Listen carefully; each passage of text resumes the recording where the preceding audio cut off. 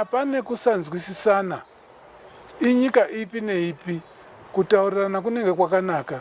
Chinhu chinonzi hondo hachina kunaka. Hondo kufa. Hakuna imwe interpretation yatingapa yehondo. Inini ndingati nema injury andiri kutaura ndinayo record. Muna last year 2025 January ndakaenda mutheater ndichibviswa masharpnel amuri kuona. Muna August ndakapinda mutheater kuSt Anne's ndikaitwa ma operation padumbu apa kwesoko uku.